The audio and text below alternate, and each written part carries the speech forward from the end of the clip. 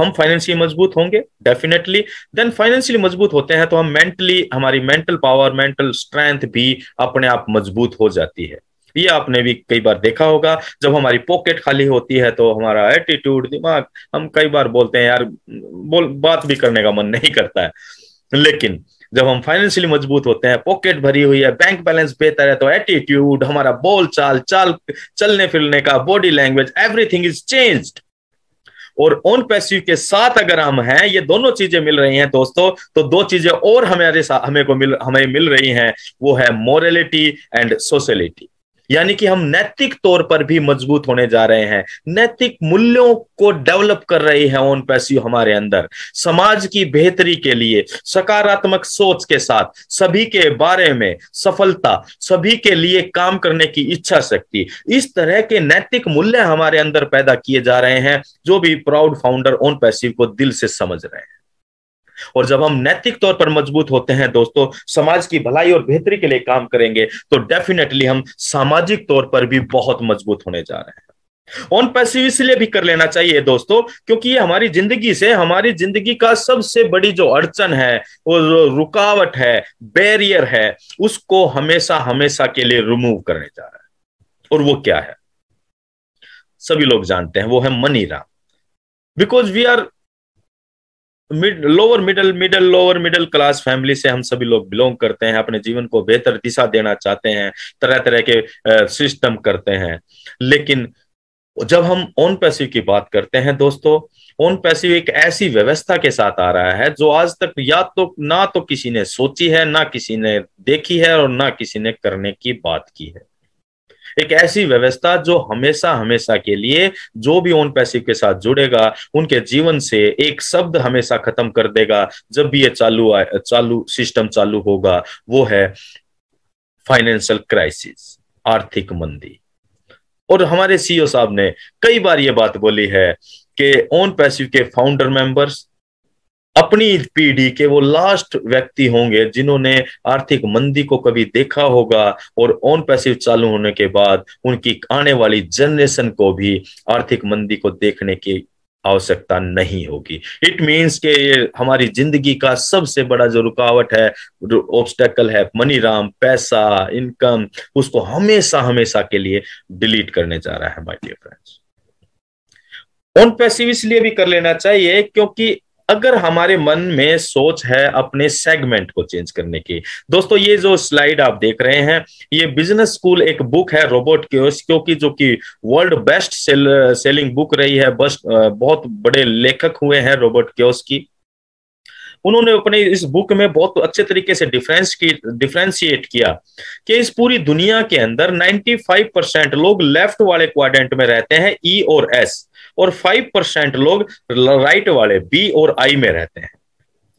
95% लोग active income generate करते हैं, यानी कि वो टाइम सेलिंग कॉन्सेप्ट में रहते हैं, अपने समय को कहीं ना किसी के पास बेचते हैं, सेल करते हैं, और उनकी क्वालिफिकेशन और उनके एक्सपीरियंस के आधार पर उनके पैसे की कीमत लगाई जाती है और वो अपना गुजारा करते हैं। जैसे कि ई माने एम्प्लॉइज और एस माने self employees. Government private sector के लोग एम्प्लॉइज में आ जाते हैं, और सेल्फ एम्प्लॉइज में जितने भी छोटे बड़े काम से लेकर, चाहे कोई प्रोफेशनल्स हैं, डॉक्टर हैं, एडवोकेट हैं, या और जो भी इस तरह के जो भी अपने सेल्फ एम्प्लॉइड जो अपना खुद का काम करते हैं, वो लोग जब भी काम करेंगे तो पैसा जनरेट करेंगे, नहीं करेंगे तो नहीं आए। लेकिन 5% लोग कुछ इस तरह की व्यवस्था कर लेते हैं कि वो बड़े बिजनेसमैन होते हैं, लाइक अंबानी जी या महेंद्र जी, प्रेम जी, अजीज प्रेम जी, और इस तरह के बहुत सारे लोगों को आपने सुना होगा, देखा होगा। वो चाहे अपना टाइम कहीं इन्वेस्ट ना करें तब भी वो पैसा जनरेट करते हैं, वो इस तरह की व्यवस्था में होते हैं। और इन्हीं में से कुछ लोग होते हैं आई वाली, इन्वेस्टर वाली कंडीशन में, लाइक बिल गेट्स और वॉरेन बफेट एंड इस तरह के लोग। और ऑन पैसिव बहुत बहुत आसान तरीके से माय डियर फ्रेंड्स हमें लेफ्ट क्वाड्रेंट से राइट क्वाड्रेंट में भेजना चाह रहा है। 95% लोगों में से हम 5% के लोगों में जंप कर सकते हैं, ओनली ऑन पैसिव की फाउंडर मेंबरशिप लेकर। और अगर आप चाहते हैं अपने सेगमेंट को बहुत आसानी से चेंज करना, तो ओन पैसिव आपका स्वागत करता है माय डियर फ्रेंड्स। जो और ओन पैसिव की टैगलाइन कहती है, we are so in it to win it. Next अगर हम बात करें ओन पैसिव क्यों कर लेना चाहिए, माय डियर फ्रेंड्स, ये जो स्लाइड आप देख रहे हैं ये बर्क हेजिस की बुक है, पैरेबल्स ऑफ पाइपलाइन। कि अगर हम अपने जीवन के में एक पाइपलाइन बिछाना चाहते हैं, पानी की नहीं, पानी की तो आप सबके घरों में है डेफिनेटली, लेकिन हम यहाँ एक यूनिक पाइपलाइन की बात कर रहे हैं जो है कैश फ्लो की पाइपलाइन। अगर आप अपने परिवार में कैश फ्लो की पाइपलाइन लगाना चाहते हैं, और पाइपलाइन लगाने का मतलब हम समझते हैं टैप ओपन किया पानी आया, जब जरूरत हुई टैप ओपन किया पानी आया, और बिना रुकावट के आया। इसको जानने के लिए कहानी समझते हैं पैब्लो और ब्रूनो की। दोस्तों, ये दो दोस्त थे, बहुत महत्वाकांक्षी थे, जीवन में बहुत कुछ बड़ा करना चाहते थे। घूमते घूमते एक गांव में पहुंचते हैं काम की तलाश में, वहां सरपंच से मिलते हैं, और वो इनको कहता है कि यार आप काम करना चाहते हैं, मेरे पास एक काम है, दूर नदी से बाल्टियां भरकर पानी लाना है, और हमारे गांव में पानी की समस्या है, टैंक को भरना है, आप जितनी बाल्टी लाएंगे पर बाल्टी $1 आपको मिलेगा। ये बड़े एक्साइटेड हो गए, ये तो बहुत आसान काम है। और ये डेली बाल्टियां लाने लगे, 100 बाल्टीज लाते हैं, $100 कमाते, और जीवन को मौज से आनंद से गुजारते। जैसे थोड़ा समय बीता तो पैब्लो के दिमाग में एक विचार आया, जो पाइपलाइन बिल्डर बाद में बोला गया। ब्रूनो को बकेट कैरियर का नाम दिया गया। पैब्लो बोलता है अपने दोस्त से कि क्यों ना यार हम नदी से टैंक तक एक पाइपलाइन बिछा दें, जिससे पानी लगातार आएगा और हम पैसा बनाएंगे। ब्रूनो थोड़ा ऐसा बोल सकते हैं रूढ़िवादी विचारधारा का था, या वो उतनी समझ नहीं बना पा रहा था, तो वो कहता है यार ऐसा क्या होती है पाइपलाइन, ऐसा हमने आज तक नहीं सुना।